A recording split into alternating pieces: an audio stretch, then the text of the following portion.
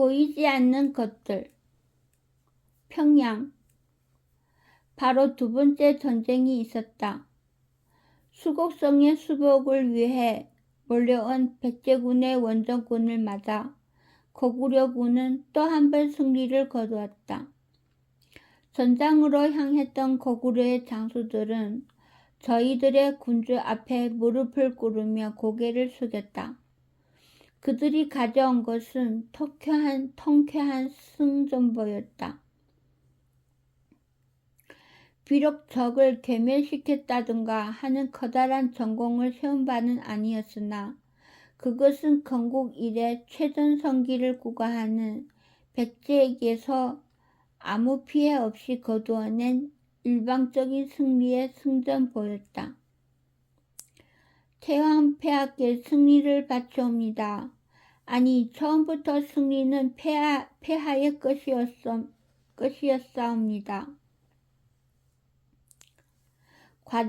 과장된 아첨이 아니었다. 진군을 시작했던 이래 모든 과정과 결과는 그들의 태왕이 예견한 바와 다른 것이 단 하나도 없었다. 적군과 조우한 때와 장소, 적군의 규모, 적병의 편제, 적이 내세운 책략, 하다못해 적장의 이름까지 고구려군은 태왕이 이기라 한 곳에서 이겼고 죽이라 한 만큼의 적병을 베었으며 잡으라 한 만큼의 포로를 잡았다. 고구려 장수들은 승리를 거두는 그 순간 일종의 두려움과도 같은 것을 느꼈다. 그들의 태왕은 어쩌면 일종의 신이었다. 모든 것을 알고 모든 것을 조종하는 인간 이외의 어떠한 존재였다. 비스듬히 앉은 채로 빙긋 웃으며 통쾌한 개가를 들은 구부는 곧 낭랑한 목소리로 그들에게 답했다. 내 굳이 너희들의 공을 치하하지 않겠다. 너희 또한 새삼스러운 말을 입에 담지 말라. 그 간단한 한마디는 일견 보이는 것과 달리 구부의 나태에 의한 것이 아닌 오히려 자만의 소산이었다. 이길 줄 알았던 전쟁에서 이긴 것. 구부는 이번 승전을 그 정도의 당연한 일로 치부한 것이었고 깊이 고개 숙인 개선의 장수들은 이미 그런 그들의 태왕에 익숙했다. 농공행상은 차후 하나 된 나라에 서 있으리라. 농공행상은 차후 하나 된 나라에서 있으리라. 하나 된 나라, 곧 백제의 멸망을 뜻함이리라. 이에 자리에 있는 모든 이들은 그들의 태왕을 바라보며 만세를 외쳤다. 약소국 고구려, 사유의 반백년 온건 일색의 치세를 겪으며 북방의 세력 다툼에서 이미 탈락하다시피 했던 고구려였다. 그 고구려가 감히 백제의 멸망을 말하다니 도무지 믿을 수가 없는 실감이 나지 않는 일이었다. 그리고 이날로부터 불과 며칠이 지나지 않아 도착한 동진의 사신은 그 모든 것이 가능한 어쩌면 손에 잡힐 듯 다가온 일임을 말해주고 있었다. 황제폐하께서 평소 입버릇처럼 말씀하시길 천하의 많은 나라가 흥망성쇠를 거듭하였으나 이지를 가진 나라는 오로지 셋이 있다 하였사옵니다. 그것이 바로 고구려와 백제, 진의 세 나라이니 그 사이엔 여타의 야만족과 다른 형제의 정이 있다 하셨나이다.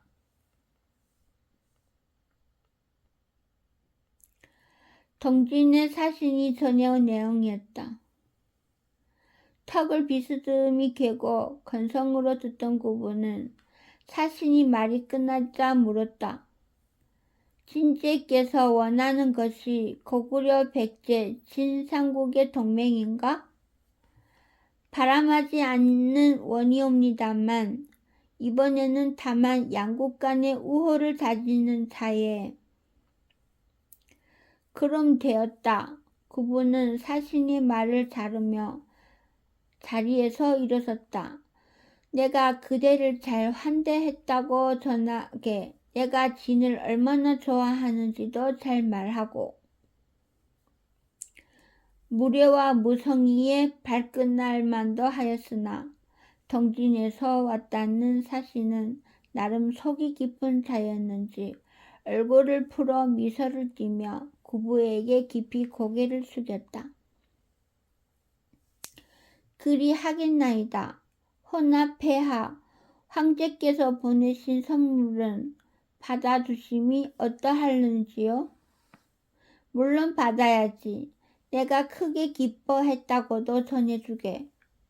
곧 이어 사신이 손짓을 하자 몇몇 사내들이 수레와 가마를 끌고 들어섰다. 이윽고 드러나 넘치도록 살린 곡물은 하나같이 다 가치 있고 중귀한 보물들이었다.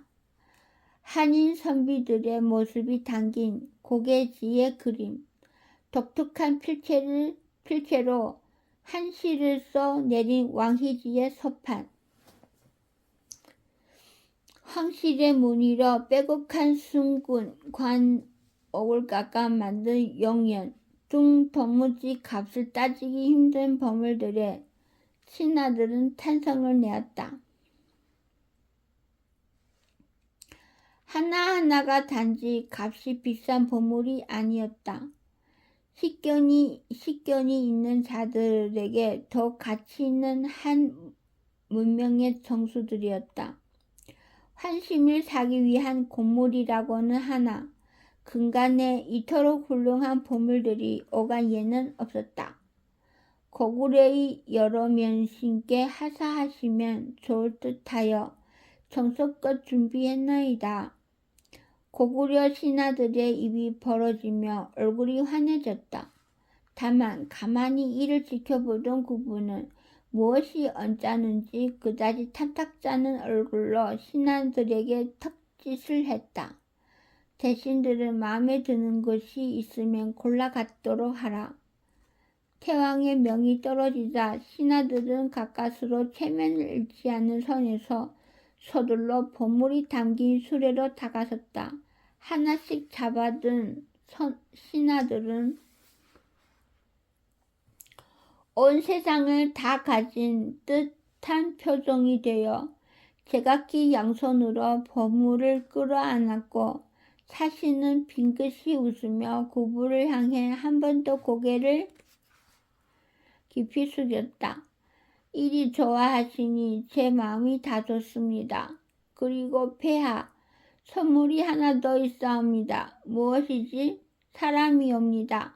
동진에 유학을 왔던 고구려인이온데 학문이 깊어 건업의 수학사를 지내다 고국으로 돌아간다기에 특별히 황제께서 폐하께 청구하셨사옵니다. 사신의 뒤에 허리를 숙이고 있던 사람 하나가 앞으로 걸어 나와 구부의 앞에 엎드렸다. 신백동이라 합니다. 민단으로 죽은 태수의 아들. 건업에서 사한의 제자가 된 백동이었다. 구부는 백동에게 잠시 눈길을 주고는 고개를 끄덕였다. 허락한다는 뜻이었다. 이에 백동은 뒤로 물러가고 사신이 다시 입을 열었다. 황제께서는 태왕 폐하와 교분을 나눔을 무우불려 기자라며 기뻐하셨습니다. 사신은 구부의 답을 기다렸으나 구부는 알아듣지 못하기라도 했는지 묵묵히 고개만 끄덕였다. 이에 사신은 더욱 짙은 웃음을 머금으며 말을 이었다. 돌아가거든 폐하께 간언하여 더욱 자주 오도록 하겠나이다. 좋은 일이지. 구부는 곧 사신과 신하들을 남겨놓은 채 등을 돌렸다. 그의 뒤로 보물들을 놓고 품평회를 하는 신하들의 대화가 오갔다. 무엇을 고를지 몰라 망설이는 이들에게 더욱 가치 있는 보물을 골라주는 신하부터 제가 골라잡은 보물의 역사와 유래를 자랑스레 떠벌리는 이들까지 그분은 고개를 털어내듯 양옆으로 저어대며 내성을 떠났다. 궁궐 한쪽에는 구부의 특별한 지시에 의해 작은 사찰이 마련되어 있었다. 불상 앞에 가만히 서서 눈 감은 채 입술만 자그맣게 움직이는 비구니. 태왕을 따라 궁으로 오고서도 아직 승복을 벗지 않은 단청은 갑작스레 찾아온 구부가 소매를 잡아 끌자 말없이 그의 뒤를 따랐다. 나가자. 그들은 궁궐을 나섰다. 구부는 변복도 하지 않은 터였다. 태왕의 장포를 아무렇게나 바닥에 질질 끌리게 놓아둔 채로 호위하는 이들은 멀찍이 따르도록 몰렸다. 도성에 태왕의 광과 복색을 몰라보는 이가 있을 리 없었다. 백성들은 하던 양을 모두 멈추고 좌우로 물러서 엎드린 채 태왕의 얼굴을 힐끗거렸다. 단청과 나란히 걷던 구부는 한참이 지나서 입을 열었다. 불쾌하다. 참기 힘들어. 단청은 아무 대답을 하지 않았다. 벌써 몇 번째 있었던 익숙한 일이었다. 구부는 어려운 일 마음에 들지 않는 일이 있을 때마다 그녀를 찾았고 그녀는 다만 구부가 말하는 것을 들어줄 뿐이었다. 구부에게 단청은 독특한 존재였다. 궁궐 안에 면식이 있는 이는 물론 대화를 하는 이조차 없으니 세상에 그보다 더 속마음을 털어놓기 좋은 이도 없었다. 만남이 횟수를 거듭할수록 구부는 더욱 거리낌 없이 그녀를 찾았다. 동진에서 사신이 왔다. 선대에는 그토록 우리 고구려를 홀대하던 자들이 산더미 같은 공문을 보내어 호의를 청하더구나. 당연한 일이다. 그들이 숙적인 전진에게서 무사하려거든 그들이 오랜 선리는 백제의 힘이 필요하니까. 백제와 고구려가 화해하고 동진과 손을 잡아 전진을 견제한다. 그것이 그들이 바라는 바야. 그러나 고구려는 결코 그들과 손을 잡지 않았다. 오히려 전진과 함께하면 보다 쉬이 백제를 물리치고 체력을 떨치게 될 터 이미 몰락한 동진에 가담하여 얻을 이득이 없다. 동진의 책사들이 이를 모를 리가 없지. 그저 약간의 사정을 보아달라 그렇게 보낸 사실이다. 곡물이 과하기는 하나 그만큼 그들이 급박한 탓이겠지. 다만 그것이 전부인데 불쾌하다. 마음을 다스리기 힘들 만큼 답을 원하고서 하는 이야기는 아니었다. 그저 스스로 생각을 정리하려고 이어가는 말들이었고 단청도 이를 알아 말없이 듣기만 하였다. 한참을 걷던 그들은 이내 금방 고관들의 택지 사이로 난 길을 지났다. 나라의 연이은 승리를 모두가 축하하며 집집마다 안팎을 깨끗이 청소하고 성찬을 차려 크고 작은 잔치를 벌이고 있었다. 그 소란스러운 분위기가 조금이나마 기분을 풀어주는 듯 주변을 이리저리 살피며 걷던 구부는 무엇을 보았는지 잠시 걸음을 멈추고 고개를 갸웃거리다 손을 들어 지난 해와 다른 모습을 가리켰다. 고관들의 집집 대문마다는 깨끗한 한지에 유려한 필체로 쓰인 복이라는 글자가 붙어 있었다. 하나같이 면필의 손에 쓰인 글자인 듯 힘이 있어 이들은 높이 솟은 대문과 잘 어우러져 나름 운치 있는 모습을 보이고 있었다. 호기심 어린 얼굴로 대문마다 쓰인 글자를 번갈아 바라보던 구부는 근처에 허리를 깊이 숙이고 있던 부인 하나를 불렀다.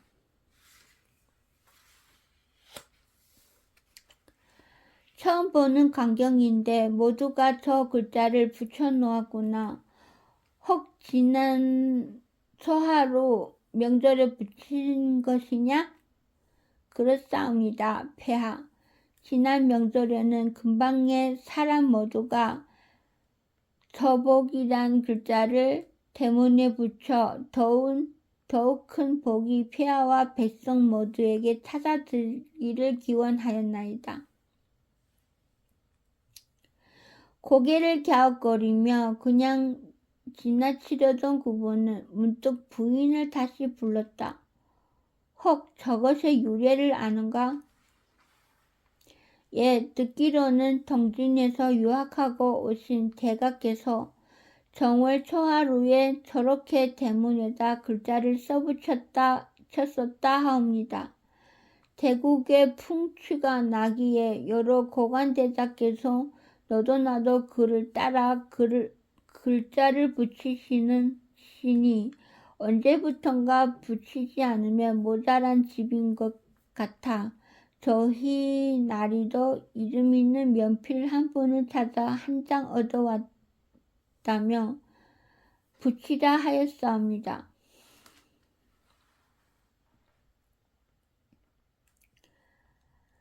그래, 글씨가 꽤 좋구나.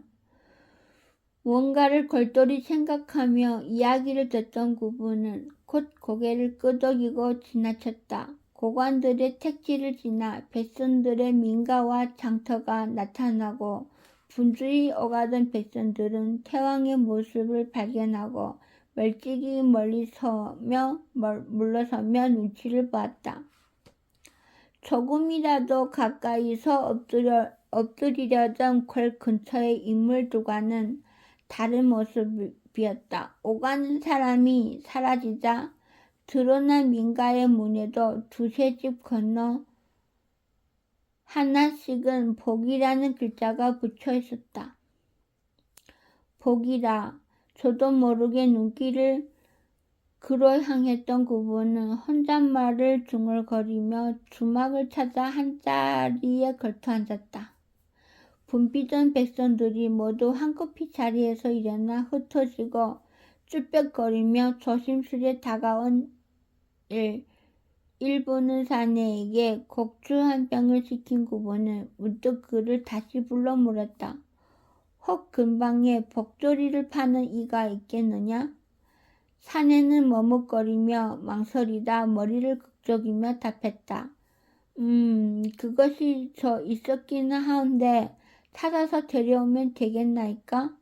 그래두면 고맙겠구나. 사내가 물러나고 이어서 구부는 홀로 잔을 들이키려다 문득 낯빛을 바꾸어 장난스러운 얼굴로 단청을 향해 잔 하나를 내밀었다. 승려는 무엇이 두려워 술을 꺼리는가? 맑은 정신을 해칠까 두려운가? 스스로 생각하는 것은 하나도 없는 것이 승려 아닌가? 제 생각은 비우고 부처의 독경만 읊으면 그만인데 생각을 비우기에 더 없이 좋은 것이 술 아닌가?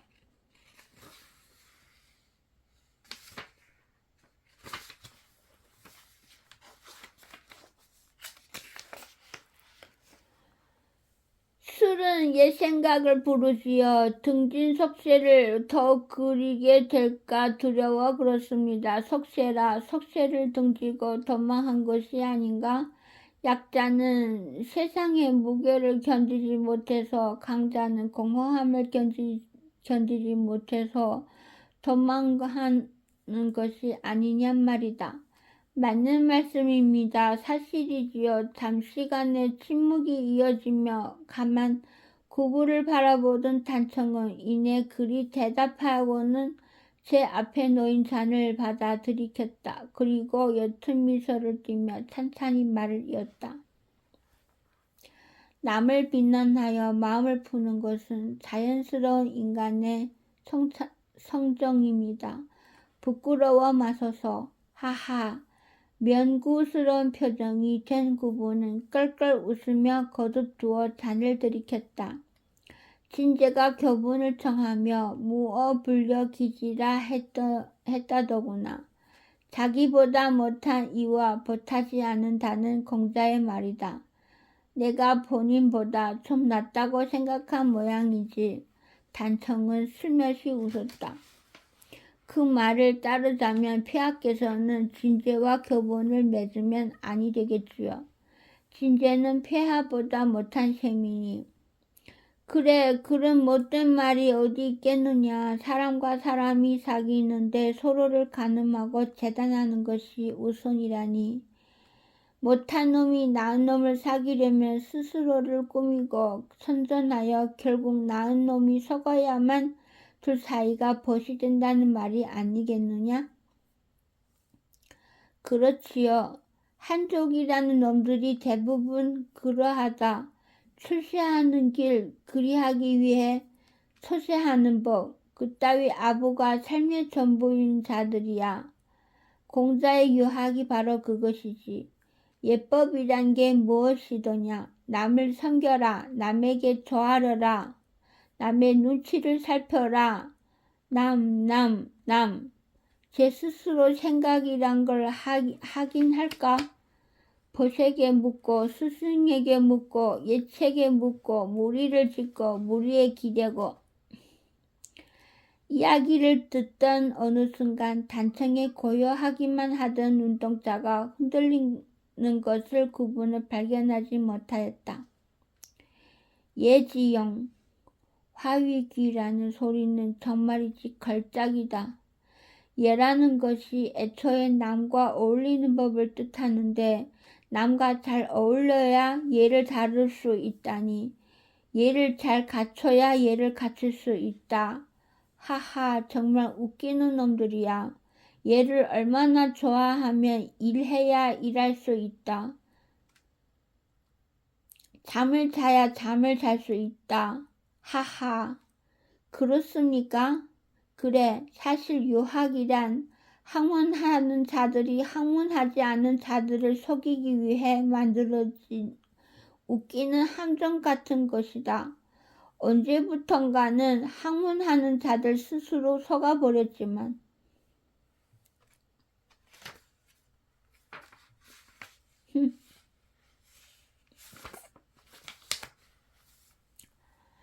폐하, 단청은 고개를 떨어뜨리고 있었다. 무슨 심정을 뱉어내려는지 입을 몇 번 달싹거리던 그녀는 곧 마음을 가다듬었는지 잔잔한 목소리를 천천히 흘려냈다. 그것은 단청이 처음으로 먼저 구부에게 던진 질문이었다. 유학이 그토록 큰 모순을 지닌 학문이옵니까? 당연히 그렇다. 헌데 폐하께서 유학을 받아들이고 태학을 지으신 이유는 무엇입니까? 구부는 말을 멈추고 제 앞에 비구니를 가만히 쳐다보았다. 그 자연스러운 아무렇지도 않은 질문이 세상에서 가장 어려운 질문인 양. 구부는 입술을 깨물며 비구니의 눈에 깊숙이 시선을 둔 채 생각에 잠겼다. 그는 한참이 지나서 다시 입을 열었다. 말이 못되고 병들었다고 타지 않을 수는 없다. 다른 말이 또 있다면 모를까. 단청은 고개를 가로주었다. 다른 말이 없을 리가 없지 않사옵니까? 평소와 다른 태도였다. 무슨 이야기든 들어주기만 하던 단청이 이번만큼은 구부를 편히 놓아주지 않았다. 구부는 단청의 시선을 피하지 못하였고 잠시 뜸을 들이던 그는 이내 중얼거리듯 말했다. 정제된 서세인이 일단 야만을 물리치는 데는 여긴 하다. 하여 폐하께는 웃음거리에 불과한 유학이 백성에게는 삶을 좌우하는 법도가 된 것이로군요. 이어진 비난에 구부는 다만 묵묵히 고개를 끄덕였다. 삶을 좌우한다? 그래. 태학이 세워진 이후 요자들이 지나치게 설친다는 이야기는 듣고 있다. 새로이 불법이 퍼지니 과민히 경계하는 부분도 있을 것이야. 알고 있다. 유학이나 불법이나 백성의 삶을 밝히고 나라를 이끄는 해가 되지는 못한다. 어두운 밤 횃불 같은 것이 될 수는 있어도 하면 가는 길에 불과해 내 결국 다다르는 것은 따로 있을 것이다. 혹 어떠한 생각이신지 여쭈어도 순간 와르르 하는 소리가 났다. 태왕이 행차에 텅 비었던 주막에는 언제 들어왔는지 허리가 흰 사내 하나가 지게와 함께 넘어져 나뒹굴고 있었다. 지게에 한가득 실려있던 복조리들이 쏟아지며 사방에 굴러가다 저도 모르게 앓는 소리로 욕설을 뱉으며 몸을 일으킨 사내는 몇 개를 주워들다 그제야 태왕을 발견하고 두려움에 몸둘 바를 모른 채 황급히 물러났다. 이를 본 단청이 일어서 복조리를 하나하나 줍기 시작했고 정례는 구부마저 따라서 쏟아진 복조리를 줍기 시작했다. 사내는 기겁하여 목소리를 떨었다. 폐하께서 찾으셨단 말씀을 듣고 복조리 장수인가요? 예, 스님 그것이 많이도 들고 다니시네요. 정월이 한참 멀었는데 복조리를 사는 사람이 있나요? 단청이 물음에 장수가 눈치를 살피며 대답하지 못한 채 우물거리자 구부가 괜찮은 뜻으로 고개를 끄덕였다. 장수는 한참 뜸을 들인 뒤 고개를 깊숙이 조아리며 입을 열었다. 너무 많이 남았는지라 혹여 사는 사람이 좀 있지는 않을까 하는 마음에 항상 들고 다니고 있사옵니다. 묵묵히 장수를 바라보던 구부가 물었다. 팔지 못한 이유가 무엇이었느냐? 그게 예적부터 우리 고구려에서는 새해 명절에 복을 기원하면서 복조리를 사서 서로서로 선물하는 풍습 그런 것이 있었었는데 올해는 종이의 글자를 그러니까 복이라는 글자를 써서 대문에 붙이는 걸로 대신해서 그래서 아무도 복조리를 사지 않아서 이렇게 많이 남아있사옵니다. 그 글자? 예. 3대째 복조리 만드는 일을 생업으로 삼았는데 갑자기 이렇게 되니 3대? 예, 아주 오랜 풍습이라 일이 될 줄은 몰랐사옵니다. 올 명절부터는 소인도 그만두려 합니다. 단청이 안타까운 표정으로 가만히 고개를 끄덕거리는데 옆에 서 있던 구부는 너무나 이상한 표정이 되어 굴러다니는 복조리를 원수라도 보듯 노려보고 있었다. 그는 더없이 낮은 음성을 마치 신음처럼 뱉어냈다. 놈들이 정말 세상 오만 것을 다 가지려 하는구나. 예? 이어서 그분은 품을 뒤져 가진 은덩이를 모조리 복조리 장수에게 건네주고 복조리를 하나 집어들고 자리에서 일어섰다. 내해에는 적어도 그 이듬해에는 다시 복조리를 만들게 될 것이다. 그러고는 단청이 마저 따라 일어서니 영문을 모른 채 다만 엎드려 절하는 장수를 뒤로하고 그들은 주막을 떠났다. 공성으로 돌아가는 내내 구부는 입을 다문 채 깊은 생각에 잠겨 있었다. 단청 또한 무슨 생각에 빠졌는지 다른 물음 없이 그런 구부의 뒤를 따를 뿐이었다.